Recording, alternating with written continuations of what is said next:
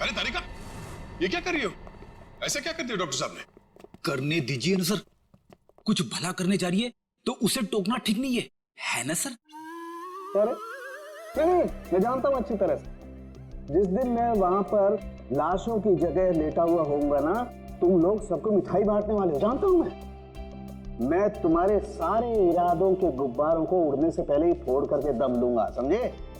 हमारी वजह से आप बच गए सालू के साथ, वरना तारिका ने तो आपका सर फोड़ ही दिया था। अरे मैं तो सिर्फ इनायत कर रही थी। अच्छा, सालू के साथ का सर फोड़ने का?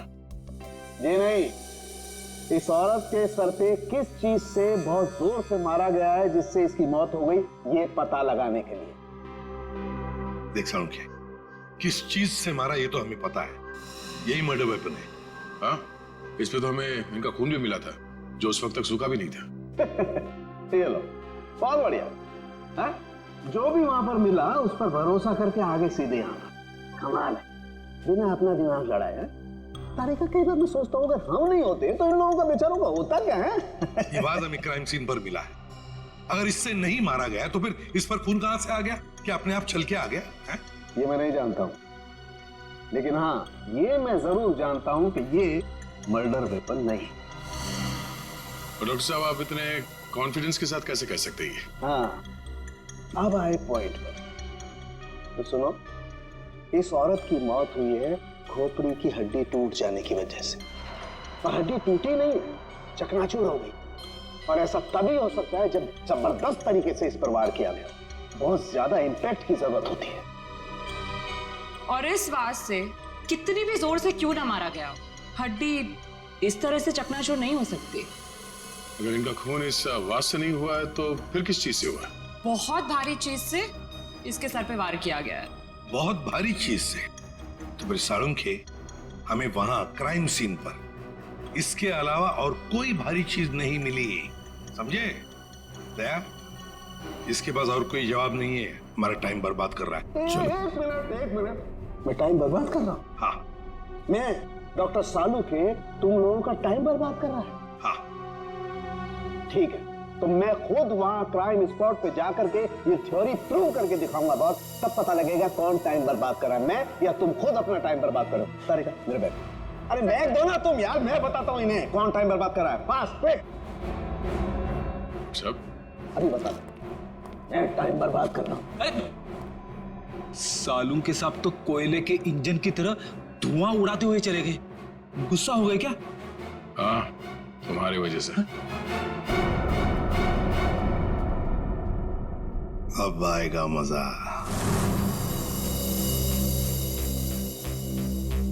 सब कुछ ढूंढ लिया, आप क्या ढूंढेंगे? अपना सर ढूंढो। कहा था ना यार तुमसे, कोई भारी चीज से मारा गया तो भारी चीज ढूंढो ना प्लीज। साहब, क्या लगता है इससे मारा होगा? सर क्या इससे मारा होगा? नहीं, इससे नहीं हो सकता। सर ये देखिए सर, काफी भारी है सर, इससे मारा होगा। सर पे मार के देखो, अगर सर खुल जाएगा तो मान लो। आपके सर पे कैसे मार? शट अप यार सालू की क्यों टाइम बर्बाद कर रहा है हमारा? तू बॉस प्लीज मुझे ढूंढने दो। एक काम करो, आप लोग बैठो, मैं जरा ढूंढता हूँ प्लीज।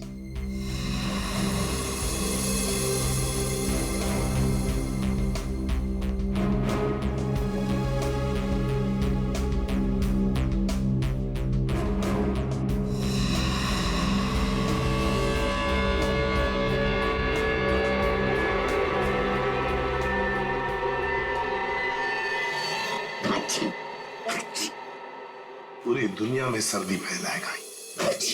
ओए, अरे यार क्या हो गया? सर क्या हुआ, आप इतना ठीक क्यों रहे? मसाला मसाला मसाला।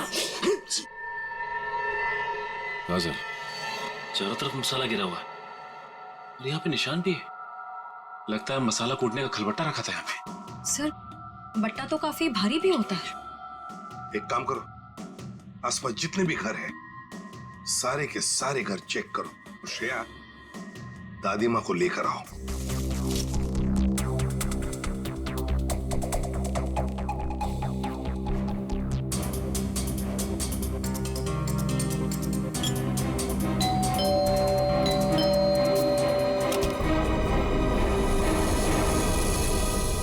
आप लोग?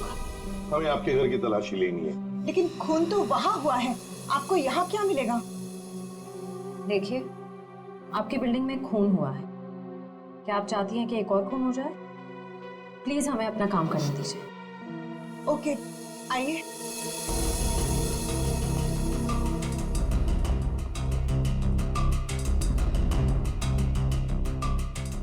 शोभा भी ना मरने के बाद भी मेरी पीछा नहीं छोड़ेगी।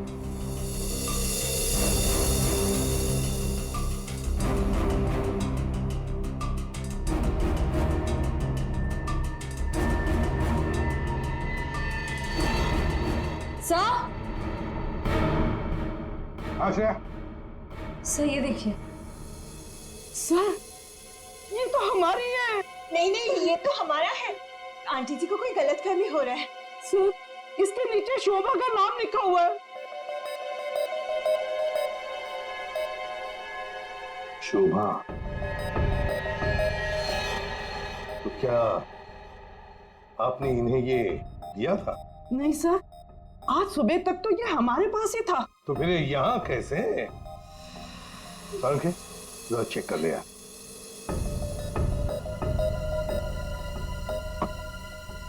वो क्या है ना सर, मैंने गुल्लू के पापा को छोले खिलाने का वादा किया था। शोभा जी तो मर ही गई थी, वो इससे क्या करती, इसलिए मैं ये लेके चली आई। मैंने कोई खून नहीं किया सर, मैं सच बोल रही हूँ सर, मैंने कोई खून नहीं किया। बॉस, इन पर तो कहीं भी खून के ट्रेसेस नहीं, खून का निशान नहीं, मतलब ये मर्डर वेपन नहीं है। मुझे लगता है शोभा ही हमें बताएगी कि उसका खून कैसे हुआ है और किसने किया।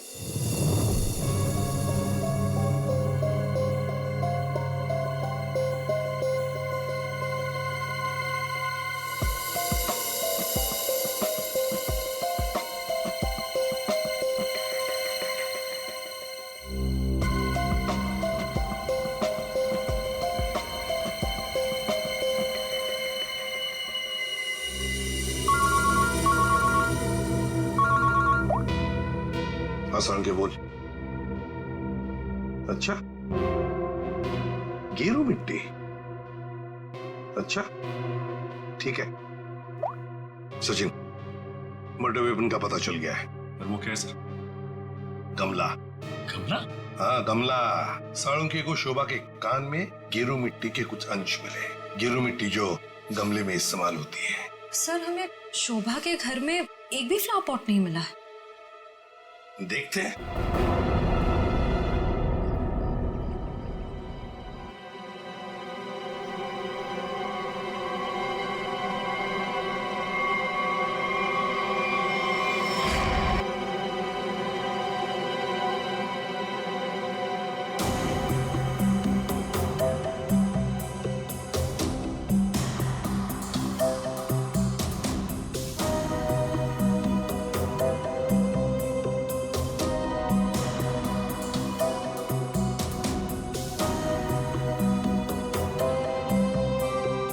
गमला यहीं पर गिरा है। पर सर, गमला गया कहाँ? हो सकता है किसी ने साफ कर दिया हो ताकि कोई सुराग न बचे, लेकिन मौत हुई है इस गमले की वजह से ही। लेकिन सर ऐसा कैसे हो सकता है? घर के बाहर लगे सीसीटीवी फुटेज में तो हमने किसी को कमरे के अंदर जाते देखा नहीं। तो फिर शोभा जी के सर पे गमला मारा किसने होगा? वही तो समझ में नहीं आ रहा है सचिन कि गमला मारा किसने, और फिर इतने जोर से मारा है कि किसी इंसान की जान ही चली जाए। हाँ सर, सवाल ये भी है कि बंद कमरे से खूनी बाहर गया कैसे? जमीन चीर के या आसमान फाड़ के? जमीन चीर के तो नहीं निखिल, जमीन चीर के नहीं, आया होगा तो आसमान फाड़ के ही। 1 2 3 4 5 6 7वीं मंजिल पर शोभा जी रहती है, वो रही उसकी बालकनी, और बिल्कुल उसी के ऊपर है 8वीं मंजिल की बालकनी। चलो चलकर देखते हैं।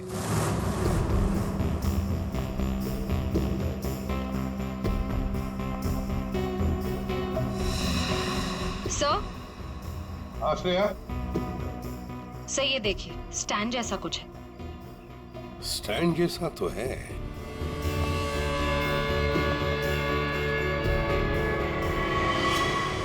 गया, ये गमले का ही स्टैंड है। गमला इसी स्टैंड पर था। ये देखो, यहां से गमला यूं धक्का मार के नीचे फेंका गया। ये फ्लैट किसका है? सर किसी एनआरआई का है और बिल्डिंग का सेक्रेटरी होने के नाते इसकी चाबी सिर्फ मेरे पास ही रहती है सर। क्या हाल फिलहाल में यहाँ पर कोई आया था? मुझे नहीं पता। तुम्हें पता नहीं? तो फिर इसका एक ही मतलब हो सकता है कि जबकि इस फ्लैट की चाबी सिर्फ तुम्हारे पास ही है, तो इस फ्लैट में भी सिर्फ तुम ही आए होंगे। ये क्या कह रहे हैं सर? मेरे कहने का मतलब है कि फ्लैट की चाबी उन्होंने मुझे दी थी। क्या है सर कि सारे एम्प्टी फ्लैट की चाबी ऑफिस के ड्रॉअर में होती है। एजेंट लोग सर कभी भी आते जाते रहते हैं, तो सर मैं 24 घंटे उनके लिए घर पे थोड़ी ना रहूंगा सर। ये खाली फ्लैट्स की चाबियां ऑफिस में रहती है, ये बात सबको पता है? हाँ, हमारे सारे रेजिडेंट्स और सारे कमिटी मेंबर्स को ये बात पता है। हमारे अलावा कोई भी कभी भी ऑफिस जाकर चाबी ले सकता है। वाह, देखा कितने अच्छे सेक्रेटरी है ये सोसाइटी के। जबकि सारी जिम्मेदारी तुम्हारे ऊपर है। फ्लैट के अंदर कोई भी घुस सकता है, कुछ भी कर सकता है। यहाँ तो एक खून हुआ है, खून, समझे? और ये जिम्मेदारी सिर्फ तुम्हारी है। सर खून तो शोभा जी के फ्लैट में हुआ है सर, इससे इस फ्लैट का क्या कनेक्शन हो सकता है सर? जाइए, आप जाइए नीचे और सबको इकट्ठा कीजिए, सारे रेसिडेंट्स को कंपाउंड में। जाइए जी जल्दी। सर जी। सचिन, ये देखो, हम हैं 8वें मंजिल के बालकनी पर और शोभा जी रहती थी 7वें मंजिल पे। जब शोभा जी वहां अपनी बालकनी से बाहर झुकी होगी किसी काम की वजह से, तब 8वें मंजिल के मतलब यहां से वो गमला शोभा जी के सिर पर मारा गया, ठाम करके ऐसे।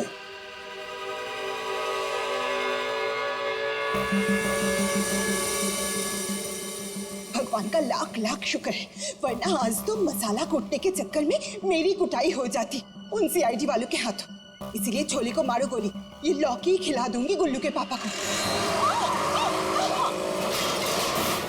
ओह गॉड!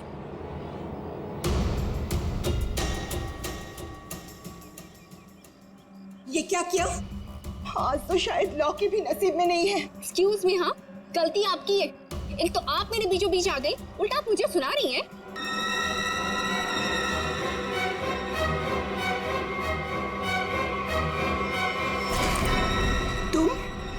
तुमको तो मैंने कहीं देखा है। देखिए, आपका जो कुछ भी नुकसान हुआ है उसके लिए आई एम सॉरी।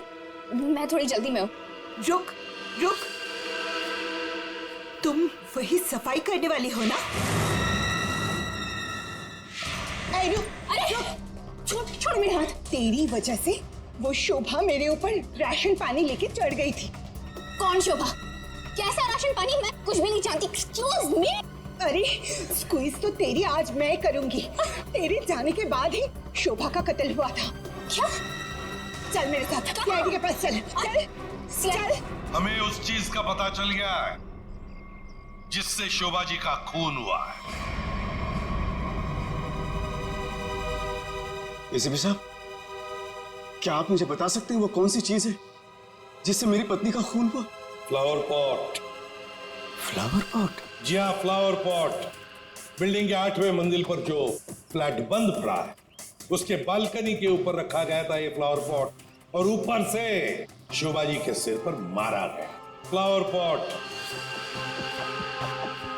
किसने किया ये सब? मुझे नाम बताइए जिसने मेरे परिवार को हमसे छीन लिया। बताइए एसीपी साहब, कौन है वो? ये तो कहना पड़ेगा कि बड़ा चालाक खूनी है ये, बहुत अच्छी तरह से प्लानिंग की थी, लेकिन भूल गया कि कोई भी कातिल कितना भी चाहे चालाक क्यों ना हो, कोई ना कोई गलती तो कर ही जाता है। जानना चाहते हो कौन है वो खूनी? आप में से ही कोई है, आप में से। ये सफाई करने वाली है। आज सुबह जब शोभा का खून हुआ था, उससे पहले मैंने इसको बात करते हुए देखा था। अभी भेस बदलकर भाग गई थी। देखिए, मुझे नहीं पता कि ये औरत कब से क्या बकवास किए जा रही है। मैं तो यहाँ पर पहली बार आई हूँ। मेरा हाथ छोड़ो ना। मैं सच बोल रही हूँ, मैंने इससे झगड़ा करते हुए देखा था। मुझे तो लगता है यही खूनी है सर। क्या बकवास किए जा रही हो तुम? हम पता लगा लेंगे। जरा देखिए इस लड़की को और बताइए, क्या आप में से किसी ने इसको देखा है आज सुबह? हाँ सर, मैंने देखा इस लड़की को। सर ये वही लड़की है जो आज सुबह में शोभा जी के साथ लड़ रही थी। रुक, कहाँ भाग रही है?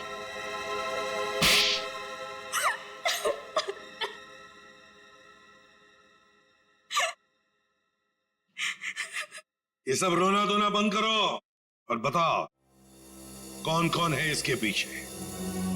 तुम्हारे अकेली का काम नहीं है ये, बताओ जल्दी। कौन कौन मिला हुआ है तुम्हारे साथ इस काम में? हा? क्यों खून किया शोभा का? खून? नहीं नहीं सर, मैंने कोई खून नहीं किया। मुझे कुछ नहीं पता, मैं सच कह रही हूँ। जमाना बड़ा बदल गया है सर। इतनी महंगी घड़ी और ब्रांडेड चप्पलें पहन के घूम रही है। यहाँ तो सीआईडी में ईमानदारी से काम करने के बाद पिछले 5 साल में ये वाले जूते पहन पाया हूं मैं। हाँ, सच कह रहे हो फ्रेडी। लेकिन ये है ना, मुखौटा पहनी है सफाई कामगार का, है तो कोई और ही। पूर्वी, ऐसा नहीं बताइए। हाँ बोल नहीं, प्लीज प्लीज मैम, मुझे मत मारिए। मैं बताती हूँ, मैं सब सच बताती हूँ। दरअसल मेरे पास एक फोन कॉल आया था। कौन लोग थे मुझे नहीं पता, लेकिन वो लोग शोभा से बदला लेना चाहते थे। बदला कैसे लेना है वो सारे इंस्ट्रक्शन मुझे फोन पर बता दिए गए थे। मैंने बस उसे फॉलो किया था और कुछ नहीं किया था, खून नहीं किया था सर। एक अनजान आदमी ने तुम्हें फोन कॉल किया और तुम उसकी मदद करने के लिए तैयार हो गई? हाँ सर।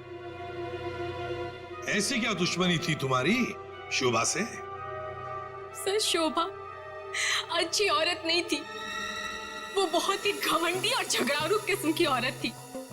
सर मैं एक स्टोर में सेल्स गर्ल का काम किया करती थी। मेरे स्टोर में आई वो एक दिन, नेल पेंट दिखाने के लिए कहा। नेल पेंट का ढक्कन जब मैं खोल रही थी तो सर गलती से वो नेल पेंट की कुछ बूंदें उसके साड़ी के पल्लों पे गिर गई थी सर। उसके बाद उसने जो हंगामा खड़ा किया, मैंने उससे माफी मांगी, मिन्नती की कि प्लीज मुझे माफ कर दीजिए, लेकिन उसने मेरी एक बात भी नहीं मानी। मैनेजर के पास चली गई सर। मैनेजर ने मुझे नौकरी से बाहर निकाल दिया। 2 महीने तक मुझे कहीं कोई नौकरी नहीं मिली। घर का किराया तो दूर, खाने तक को मेरे पास पैसे नहीं थे। मकान मालिक मेरे सिर पर चढ़ करके मुझे परेशान करने लगा, कहा कि निकलो मेरे घर से। सर उसने मेरी पूरी जिंदगी तबाह कर दी। फिर मैंने ठान लिया था कि उस शोभा से मैं बदला जरूर लूंगी। इसलिए तुमने कानून को अपने हाथ में लेने का फैसला किया है? सर मैं मानती हूँ कि मुझसे बहुत बड़ी गलती हो गई। प्लीज आप लोग मुझे माफ कर दीजिए प्लीज। ये लो, सब कुछ मान लिया तो माफी मिल गई, ऐसे लगता है तुम्हें? है? तुम्हारी सजा हम कम कर सकते हैं, मगर एक शर्त पर। हाँ सर, मुझे आप लोगों की सारी शर्त मंजूर है। बताइए मुझे क्या करना होगा? तो ये बताओ कि फोन पे एग्जैक्टली क्या इंस्ट्रक्शन दिए गए थे तुम्हें? मुझे बस वो फ्लावर पॉट गिरने के बाद उसे साफ करने के लिए कहा गया था। वो फ्लावर पॉट जैसे बालकनी से शोभा के सर से टकराकर नीचे गिरा तो मेरे पास उसे झट से साफ करके वहां से मैं निकल गई। बस यही किया था मैंने। वो फ्लावर पॉट किसने फेंका था? Flower pot? नहीं, किसी ने फेंका नहीं था। किसी ने नहीं फेंका? ये कैसे हो सकता है? कोई तो ऊपर था फेंकने वाला। नहीं सर, मैं सच कह रही हूँ, वहाँ पर कोई नहीं था। वो फ्लावर पॉट अपने आप गिरा था। कौन था ऊपर? यकीन कीजिए, मैं क्यों झूठ बोलूंगी आप लोगों से।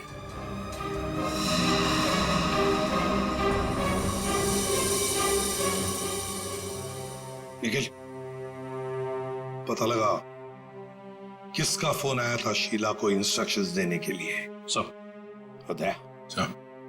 टूटे हुए फ्लावर पॉट के टुकड़े अच्छी तरह से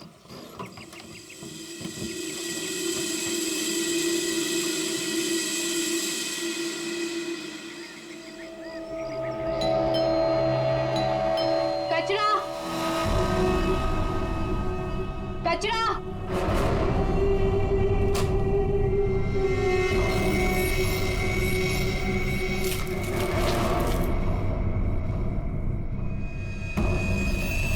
सही जगह फेंकना और संभाल के देना, कोई देखे नहीं। आप चिंता मत कीजिए, मैं सब संभालूंगी।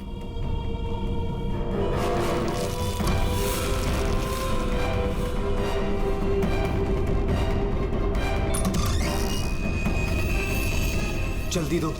कौन है बेटा? कोई नहीं माँ, कचरा वाली थी।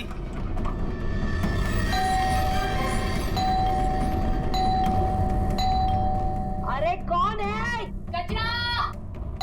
अरे आ रही हूँ, क्या बैग खराब कर देगी? है? तू कौन है? मैडम, मैं ना नई सफाई वाली है। वो क्या है ना, सविता गांव गई है तो उसकी जगह मेरे को रखा है यहाँ पे।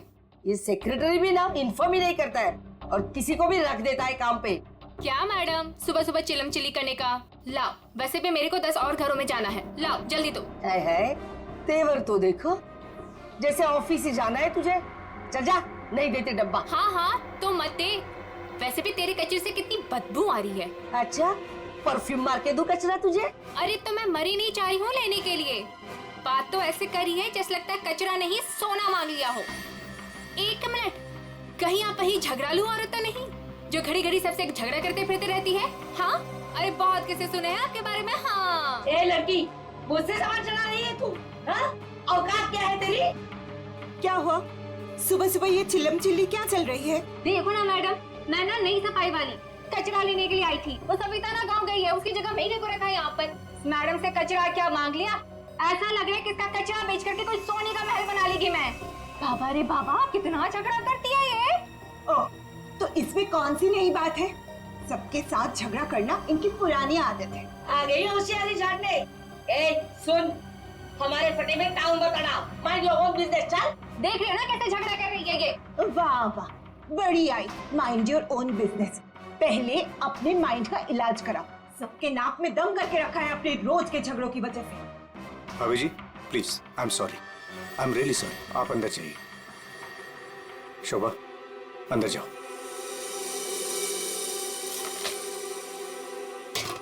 जाओ। खाली लड़ते रहती है, पता नहीं कैसी औरत है ये। आपको बीच में आने के लिए किसने बोला? हाँ, अगर आप बीच में नहीं आते थे ना तो उस रचना की बच्ची को देख लेती थी मैं। मुझे अंदर ले आए सो आए, आपने सॉरी बोला उसे? सॉरी बोला? अरे किससे पूछ के सॉरी बोला? हमेशा से गलत काम करते हो, हमेशा से गलत काम करते रहते हो। हाँ हाँ हाँ, सब हमारी गलती है, हमारी गलती है सब। लोग हमसे बात नहीं करते, लोग हमें देख करके दूर भाग जाते हैं, कोई हमें अपने घर में नहीं बुलाते, सब हमारी गलती है। शोभा प्लीज देखो, शोभा इस तरह से बात बात में लोगों के साथ झगड़ा करना बंद कर दो।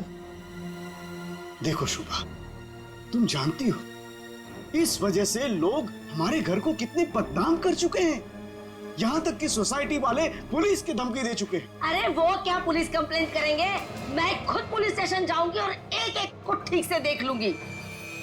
और आप उनकी साइड ले रहे हो? उनकी? आपको अपनी बीवी की कोई फिक्र नहीं है क्या? हाँ, मैं तो हूँ ही ऐसी, झगड़ालू हूँ। मैंने सबकी नींद हराम करके रखी है।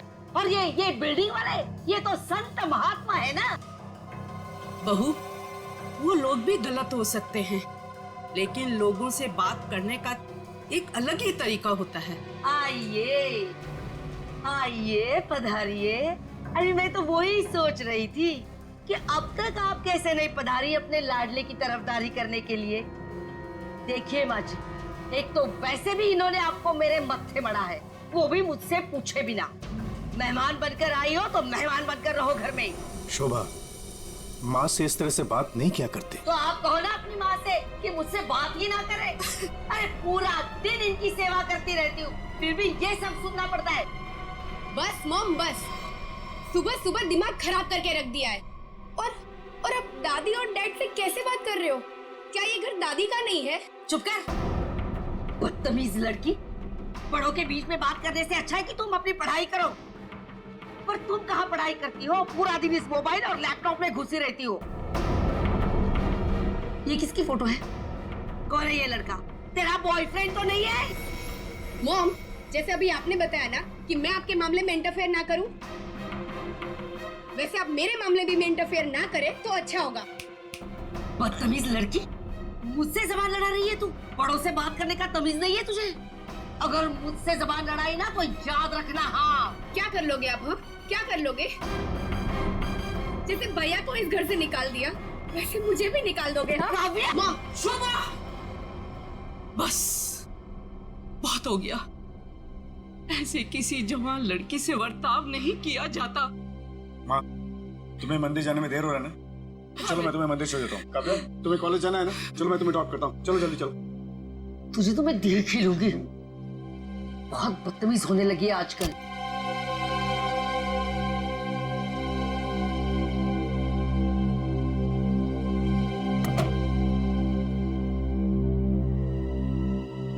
आने दो इस बुढ़िया को मंदिर से, दरवाजा ही नहीं खोलूंगी। देखती हूँ अंदर कैसे आती है।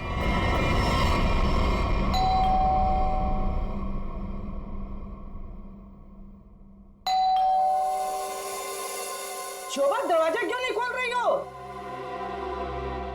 शोभा, क्या हुआ माँ जी? आपने शोभा को कहीं जाते हुए देखा है क्या? क्या हुआ माँ जी? रचना, तूने शोभा को कहीं देखा है क्या? माँ जी, मेरे इतने भी बुरे दिन नहीं है कि मैं उनको देखूं। पता नहीं उसमें भी उनको कोई प्रॉब्लम हो जाए। पर हुआ क्या? शोभा दरवाजा नहीं खोल रही है। अब सर आप जाके सेक्रेटरी को बुला के लाइए ना प्लीज। अभी बुलाता हूँ। शायद वो बाथरूम में नहा रही हो। इतनी देर से नहा रही है? शायद अपना पाप धो रही होगी। माँ जी, आपके पास घर की दूसरी चाबी होगी ना? नहीं है। एक मिनट माँ जी, मैं आपके बेटे मनीष को फोन करता हूँ। हटिए हटिए।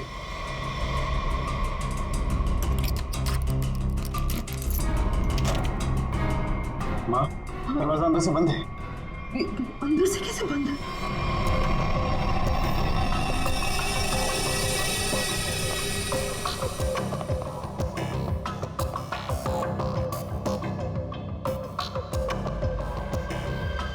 सर, घाव काफी गहरा है।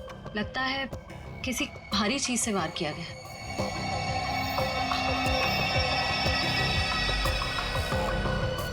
हो सकता है कोई एक्सीडेंट।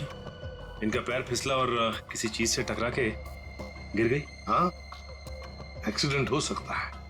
एक काम करो, घर में जितना सारा फर्नीचर है चेक करो, उसके कॉर्नर चेक करो फर्नीचर के, और फिर देखो कहीं पर नुकीली चीज है क्या, शायद उससे टकराई हो।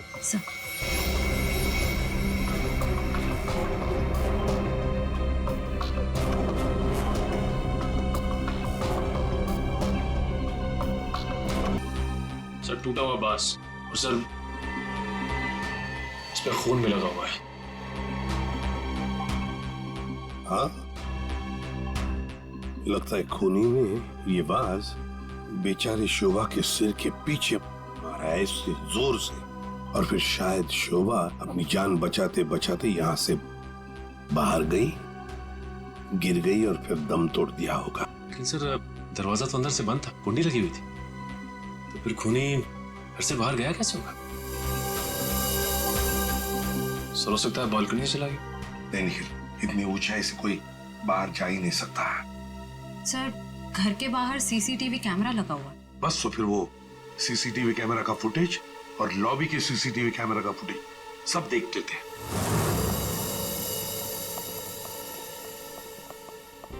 मनीष जी, आज सुबह आप, आपकी माँ और बेटी काव्या जब घर से बाहर गई तब शोभा जिंदा थी, है ना?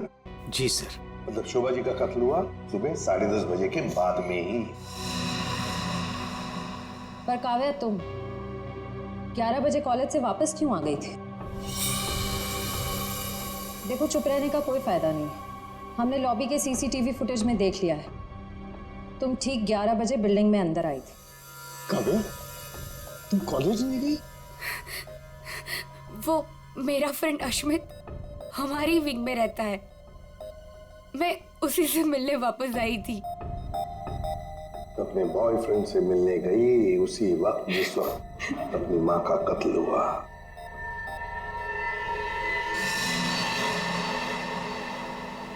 तुम कौन हो? मैं रितेश। रितेश? आपका बेटा? जी सर। पर तुम तो घर छोड़कर चले गए थे। जी वो मैं घर छोड़कर नहीं गया था, मुझे इनकी पत्नी ने घर से निकाल दिया था। मतलब तुम्हारी माँ ने यही आदर रखते हो अपनी माँ के लिए, यही संस्कार दिया? जब तुम यहाँ रहते नहीं थे तो किस लिए आए थे यहाँ पर? जी वो मैं किशोर से मिलने आया था। सर अगर आपने सीसीटीवी फुटेज देखा होगा तो आपने देखा होगा कि मैं अपने डॉग को बाहर घुमाने लेके गया था। क्या बात है किशोर, जब ये रितेश तुम्हारे घर पे तुमसे मिलने आया तो तुम अपने घर से बाहर कुत्ता घुमाने निकल गए? हाँ सर वो हमेशा आता जाता रहता है, पर इसमें प्रॉब्लम क्या है? प्रॉब्लम है शोभा जी का कत्ल हुआ है, समझे? चलो तुम सबकी बातें मान ली, बच्चे बिल्डिंग में आए अपने दोस्तों से मिलने, मगर घर नहीं गए। बिल्डिंग के अंदर बाहर लोग आते जाते रहे, पर शोभा जी के घर के बाहर कोई नहीं आया। काश अगर कोई भी एक भी शोभा जी से मिलने जाता तो शायद आज बेचारी मासूम शोभा बच जाती। सर वो कोई बेचारी औरत नहीं थी, जैसी औरत थी उसके साथ वैसा ही हुआ। क्या मतलब? माफ कीजिएगा मनीष भाई, सोसाइटी की इज्जत का सवाल है। सर शोभा जी का सोसाइटी में किसी के साथ भी बिहेवियर अच्छा नहीं था, आए दिन छोटी छोटी बातों में झगड़ा करती थी। इवन सर आज भी उनका झगड़ा हुआ था। झगड़ा हुआ था? किसके साथ? इनसे, रचना जी से। ओह सर मैं सर मैंने उसको नहीं मारा सर, मैंने तो कभी किसी मच्छर को भी नहीं मारा सर। एसीपी साहब, इन सोसाइटी के सारे लोगों को मैं जानता हूं, इनमें से ऐसा कोई नहीं है जो शोभा को इस तरह से मार सके। मगर शोभा जी का खून तो हुआ है ना, किसी ने तो किया है।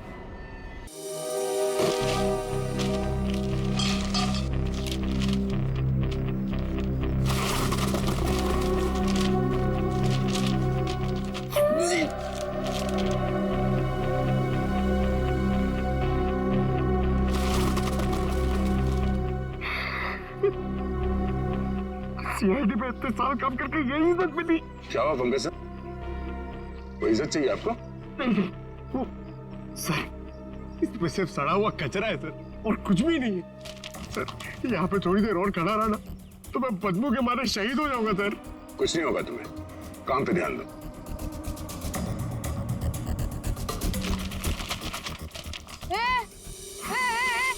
ये क्या कर रहे हो? ये मेरा इलाका है, यहाँ मैं किसी और को कब्जा जमाने नहीं दूंगी। अरे कौन कब्जा करना चाहता है? मेरा बच्चा है तो मैं खुद यहाँ से सलट लूं। तो फिर मेरे इलाके में कचरा चुनकर ये मेरे पेट में लात क्यों मार रहे हो? अरे मेरी माँ, आपके पेट पे कोई लात नहीं मार रहा है, मैं खुद यहाँ पे अपनी नौकरी बचा रहा हूँ। देखो तुम लोग जाओ यहाँ से, ये मेरा इलाका है, मैं किसी और को कचरा चुनने नहीं दूंगी। जाओ जाओ। हम लोग सीआईडी से हैं और इस कचरे में सुराग ढूंढ रहे हैं। हाँ? सीआईडी? रुक रुक, देखो जरा, चलो। सर हाँ, सर पे पैर रख के भाग गई सर। आपको थोड़ा सॉफ्ट रहना चाहिए, आपको देख के डर के भाग गई सर। वो टाइम नहीं ना, वो कचरा।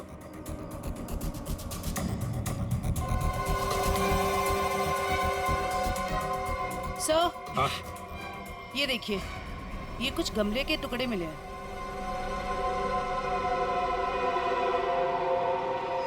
अच्छा, खून लगा हुआ है। हाँ दया, लगता है ये वही फ्लावर प्लॉट है जिससे खून हुआ है। अब ये खून शोभा का है या नहीं, ये तो फोरेंसिक लैब से ही पता चल जाएगा।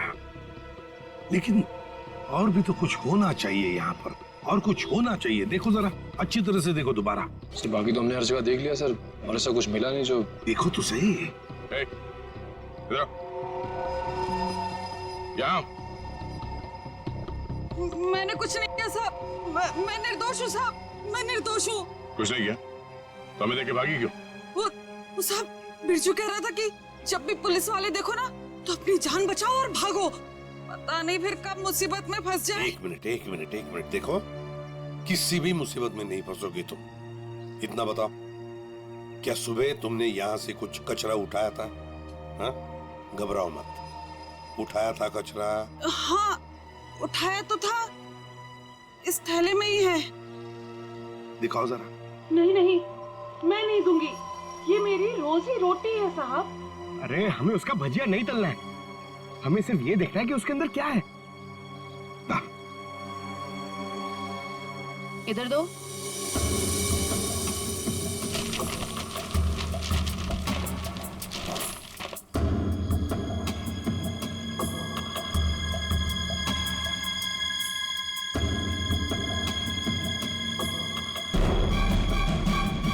खिलौने का बॉक्स है सर, एड्रेस भी लिखा हुआ है। ओह, तो ये है खूनी।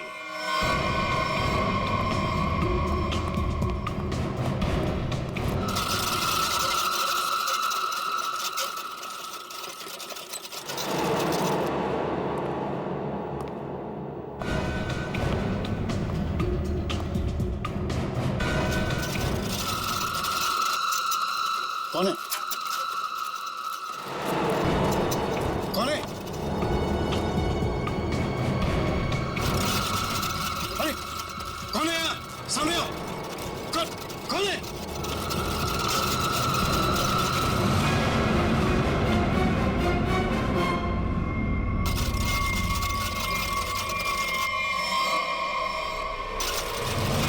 मनीष बाबू,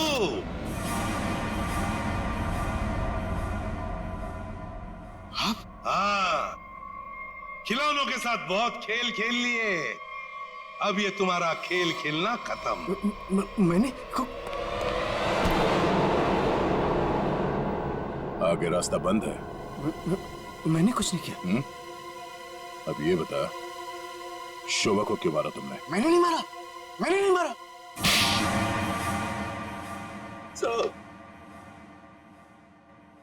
शोभा एक झगड़ालू औरत थी साहब, झगड़ालू औरत। हमेशा गालियां देती थी साहब, हर छोटी मोटी बात पे चिल्लाती थी, भद्दी भद्दी गालियां देती थी। आतंक था साहब उसका एक। हम सबको वो मेंटली टॉर्चर दे रही थी साहब, लेकिन फिर भी हम सबने सहा, हर बात को सहा साहब। जब तक ये बात घर के चार दीवारी तक थी तब तक तो ठीक था, लेकिन धीरे धीरे ये बात साहब घर के चार दीवारी से बाहर निकल के मोहल्ले तक फैल गया। आए दिन लोग पड़ोसी हमारे पास आते थे कंप्लेन लेकर के, शोभा ने किसी का झगड़ा किया, मारपीट किया। तंग आ चुके थे साहब, हम लोग तंग आ चुके थे।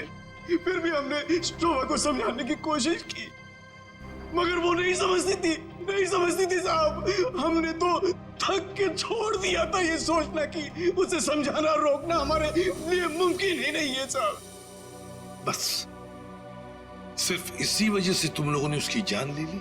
तो और क्या करता, और क्या करता साहब, बताइए आप मुझे। सोसाइटी वालों ने उसे तंग आकर के हमें नोटिस दिया घर खाली करने के लिए। अगर हम घर खाली नहीं करते इस सूरत में वो हमें पुलिस की धमकी दी।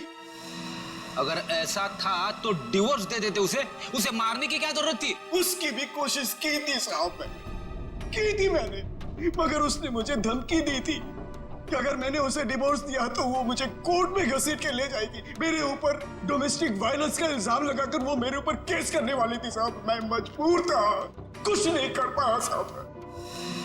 रितेश, शोभा तो तुम्हारी माँ थी ना?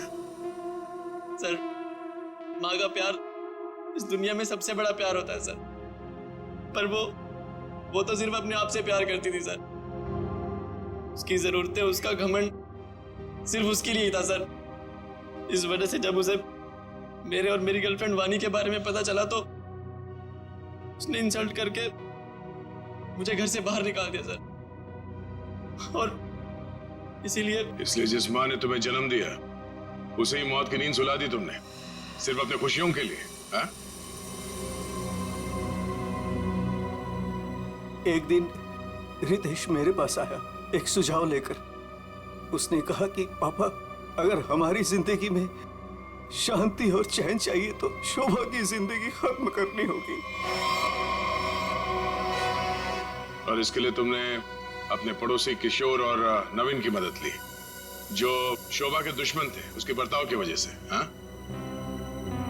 सिर्फ इनको ही नहीं दया, इन्होंने बाकी सारे लोगों से भी कांटेक्ट किया जिनका कोई न कोई झगड़ा था शोभा के साथ। उन सबको अपने प्लान में शामिल कर लिया, शोभा को मारने के प्लान में। शीला के बारे में तुम्हें कैसे पता चला? काव्या ने मुझे बताया, उसने शीला और शोभा के झगड़े के बारे में, क्योंकि काव्या शोभा के साथ ही स्टोर में गई थी। तो तुम्हारे इस प्लान को अंजाम देने के लिए कोई बाहर वाला चाहिए था, और ये शीला इस काम के लिए एकदम परफेक्ट थी। और इसे शोभा से बदला लेना था, इसलिए ये भी मान गई। हाँ? वैसे सारी प्लानिंग की कैसे तुम लोगों ने, बताओ जरा। नवीन ने ऑनलाइन पर ट्रॉली बुक की थी। डिलीवरी होने के बाद वो ट्रॉली और रिमोट वाणी को दिया था। वाणी पेशे से इंजीनियर है साहब। वो ट्रॉली और गमले को किस तरह से रखना है इसकी प्लानिंग उससे नहीं की थी। और फिर वो ट्रॉली और रिमोट लाके किशोर को दे दिया। और फिर काव्या और रितेश ने मिलकर वो गमले और ट्रॉली को ऊपर बैल्कनी में सेट कर दिया। तुम्हें कैसे पता चला कि ये शोभा बालकनी में किस वक्त आने वाली, कितने बजे? साहब हर रोज सुबह 10 बजे एक भाजी वाला ठेला लेकर के हमारे बिल्डिंग के नीचे आता है, और शोभा उस पर बैल्कनी में खड़े होकर के खड़ी खोटी सुनाती थी साहब, चिल्लाती थी, झगड़ती थी उससे। बस मुझे उसी मौके का इंतजार था।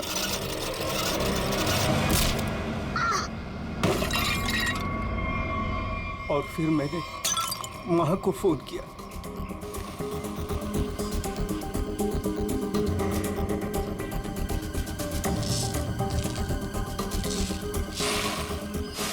कभी एक बार भी नहीं सोचा कि शोभा के ऐसे स्वभाव के पीछे कोई वजह हो, कोई कारण हो सकता है उसे कोई दिमागी बीमारी हो जिसका इलाज हो सके?